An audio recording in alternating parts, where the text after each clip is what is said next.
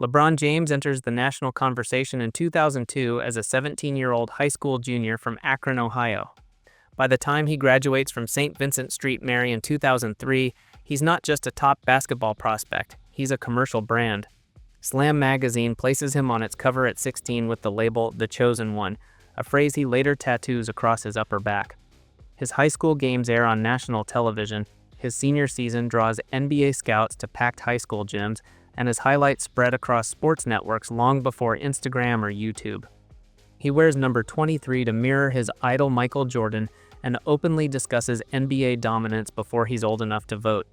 Before playing a single professional game, he signs a $90 million endorsement deal with Nike, unprecedented for an unproven athlete. In June 2003, the Cleveland Cavaliers select LeBron with the first overall pick. He averages 20.9 points, 5.5 rebounds, and 5.9 assists per game as a rookie, becoming the youngest player in league history to score 40 in a game and the youngest ever to win Rookie of the Year. His jersey becomes a top seller before the All-Star break. But even with those numbers, he carries more than just expectations. He represents a struggling franchise, a broken sports city, and a league desperate for a new global face after Jordan's retirement and Kobe Bryant's rising legal troubles. The scale of his early exposure builds a new kind of superstar, one engineered in real time by media, corporate interest, and unprecedented access. That machine now shifts its weight to Cleveland, a city that hasn't won a major sports title since 1964. Between 2003 and 2010, LeBron James transformed the Cleveland Cavaliers from a bottom-tier franchise into a consistent playoff team. In 2007, at just 22 years old, he leads a roster built around Mo Williams, Zydrunas Ilgauskas, and Anderson Varejao to the NBA Finals. The Cavaliers win 50 games that year but face a veteran San Antonio Spurs team with Tim Duncan and Tony Parker, who sweep the series in 4 games. LeBron averages 22.0 points on 35.6% shooting in the finals and records more turnovers than assists across the series. Analysts label it a mismatch, but critics begin questioning whether he can perform when the stakes peak. The final sweep introduces a recurring theme in his early career: dominant stats, disappointing outcomes. He responds by elevating his regular season play. In 2009 and 2010, he wins back-to-back MVPs, averaging over 29 points, 7 rebounds, and 8 assists per game during that stretch. Nike launches the Witness campaign to position him as a transcendent figure. But Cleveland's surrounding decay, the foreclosure crisis, job losses, and shrinking population sharpen the contrast between LeBron's brand and the city's reality. Fans in other arenas begin to boo him, viewing his dominance as manufactured or undeserved, while his own expressions remain controlled, almost detached. By age 24, he rarely smiles in team photos and never celebrates without calculation. As expectations rise and Cleveland fails to deliver a championship, pressure builds, and public perception begins to fracture just before free agency opens in 2010. On July 8, 2010, LeBron James appears on a nationally televised ESPN special titled The Decision, drawing nearly 10 million viewers. He announces, "I'm taking my talents to South Beach," revealing that he will join the Miami Heat in free agency after 7 seasons with Cleveland.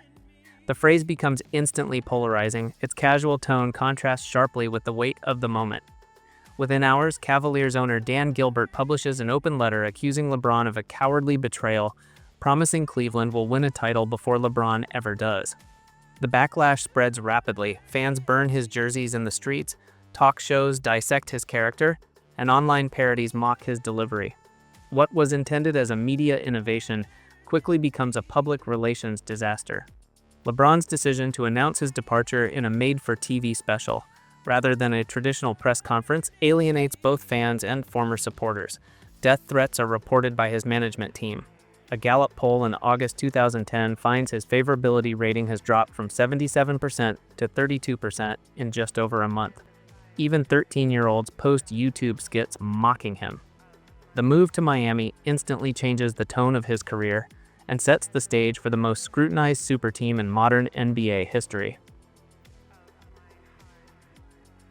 In the 2011 NBA Finals, the newly formed Miami Heat super team, featuring LeBron James, Dwyane Wade, and Chris Bosh, enters as the heavy favorite against the Dallas Mavericks. But across 6 games, LeBron posts just 17.8 points per game, including 8 total points in Game 4 and near total absence in fourth quarters. Meanwhile, 33-year-old Jason Terry, coming off the bench, outplays him in scoring, aggression, and late-game shot-making. Analysts and former players question LeBron's mental fortitude. ESPN's Skip Bayless coins the phrase "Le shrinks" and the narrative hardens. Despite his 2 MVPs, LeBron folds under pressure. Online, the perception turns brutal. Clips of LeBron's preseason proclamation, "Not 1, not 2, not 3, go viral as ironic memes weaponized against him. His 2011 collapse fuels the growing belief that his stat lines mask something deeper: a lack of killer instinct, an absence of emotional grit. Empty stats becomes a mainstream talking point. The finals loss confirms what many had suspected since the decision: that LeBron's greatness is conditional. Dominant in regular season efficiency, yes, but vulnerable to emotional dissection when rings are on the line. LeBron James responds to the 2011 collapse with the most efficient postseason stretch of his career. In the 2012 NBA Finals against the Oklahoma City Thunder, he averages 28.6 points, 10.2 rebounds, and 7.4 assists across 5 games, finally winning his first championship and earning Finals MVP. The Heat dominate through pace and spacing, with Bosh drawing defenders out and Wade attacking from mid-range. LeBron operates as point forward and interior enforcer, leading Miami in scoring, assists, and field goal percentage. The win temporarily silences the empty stats accusations, but the emotional disconnect remains visible. In 2013, the Heat secure 66 regular season wins and return to the finals, this time against the San Antonio Spurs. Miami trails 3-2 in the series, and in Game 6, they're down by 3 with seconds left when Ray Allen hits a corner 3 to force overtime. The Heat win the game and the series, giving LeBron back-to-back titles and a second Finals MVP. Yet despite the rings, many fans and commentators still label the team as Wade's, not LeBron's. Off the court, his interviews become more measured. He smiles less, controls the narrative more, and distances himself from casual authenticity. The emotional tide hasn't turned, but statistically, LeBron is now the undisputed best player in basketball, setting up a high-stakes return to Cleveland. In July 2014, LeBron James announces his return to Cleveland with a first-person essay published in Sports Illustrated, ending it with 4 words: "I'm coming home." The move triggers a league-wide shift. While Miami regresses, the Cavaliers become instant contenders. 2 years later, Cleveland faces the 73-win Golden State Warriors in the 2016 Finals and falls behind 3-1. Over the next 3 games, LeBron averages 41 points in Games 5 and 6, then delivers 27-11-11 in Game 7, including the series-defining block on Andre Iguodala with 1:50 left. He earns unanimous Finals MVP and delivers the city's first championship in 52 years. The moment, punctuated by his post-game cry of "Cleveland, this is for you," cements his legacy among analysts and statisticians. His Finals performance is hailed as one of the greatest ever, and his career arc finally matches the redemption narratives fans typically demand. But something doesn't quite stick. Even with the rings, the records, and the storyline symmetry, LeBron remains polarizing. The loyalty never feels absolute, the public embrace never unconditional. His greatest on-court achievement becomes the emotional high point of his career, yet the paradox persists into the next phase in Los Angeles. Michael Jordan finishes his career with 6 championships and 0 finals losses. LeBron James, despite 4 rings and 10 appearances, carries a 4-6 record on the game's biggest stage. The comparison dominates every debate because Jordan's legacy is sealed in perfection, flawless in the finals, relentless in persona. He's marketed as the assassin, cold, mythical, untouchable. Every highlight reel reinforces the same story arc: Jordan rises above, alone, unflinching. LeBron, by contrast, builds his empire through decisions, relationships, and calculated moves. He changes teams, wields corporate influence, and wears emotion on his sleeve. Online, the iconography flips. Jordan's memes laugh, cry, and win. LeBron's memes flop, complain, and subtweet. The mythology diverges from the metrics. And no matter how many records LeBron breaks, he exists in the league Jordan defined, which shapes how every emotion around him gets filtered. The shadow lingers through each career milestone, even as the scoring title draws closer. LeBron James sustains a 27.1 points per game average across more than 2 decades, with 7.4 rebounds and 7.4 assists per game to match. He wins 4 MVPs, 4 championships, and earns 20 All-Star selections, each one a quantifiable stamp on a historic resume. Yet unlike most superstars who dominate headlines for scandal or volatility, LeBron never fails a drug test, never appears in a police report, and never misses a game due to off-court controversy.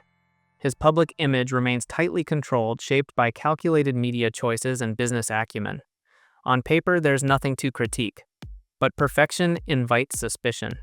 Fans label his dominance Lee system because he orchestrates rosters, dictates playbooks, and controls narratives through platforms he co-owns or influences. He plays GM, coach, and strategist, all while avoiding the chaos that typically defines greatness. Therefore, critics resist his legacy emotionally, not statistically. They see gears turning where they want raw fire. The numbers leave little room for doubt, but the persona leaves little room for connection. His consistency raises the floor, but some argue it flattens the peaks, setting up the final question: can greatness be fully admired if it's never truly felt? At age 35, LeBron James averages 27.6 points, 10.8 rebounds, and 8.8 assists in the 2020 NBA Finals, leading the Lakers to a championship inside the Orlando bubble. He wins his 4th ring under the most unusual conditions in league history, but also under circumstances he helped shape. He recruits Anthony Davis to Los Angeles, lobbies front office decisions, and later pressures the franchise into acquiring Russell Westbrook, despite fit concerns. These moves consolidate power under his influence, reinforcing a pattern of roster control that dates back to his Miami tenure. He wins, but always on his terms. Yet as the results fluctuate, the blame never seems to reach him. When seasons underperform, LeBron criticizes media narratives or points toward teammates, sometimes subtly, through mid-season sub-tweets, sometimes directly in post-game interviews. Every quote, trade request, or public silence seems aimed at preserving a carefully managed legacy. His leadership style demands accountability from others, but shields his own image behind curated optics. Because of this, even his victories feel transactional to some, earned through leverage as much as through play. His career remains elite by every measurable metric, but the more he engineers outcomes, the less fans believe in the outcomes themselves. Kobe Bryant's career delivers raw intensity, gritted teeth, public frustration, visible anguish after losses. He curses teammates, fights through injuries, and reveals the emotional cost of greatness. Michael Jordan amplifies that standard by punching teammates in practice, berating executives, and refusing to apologize for his win-at-all-costs approach. These figures cultivate myths around volatility because fans interpret chaos as proof of passion.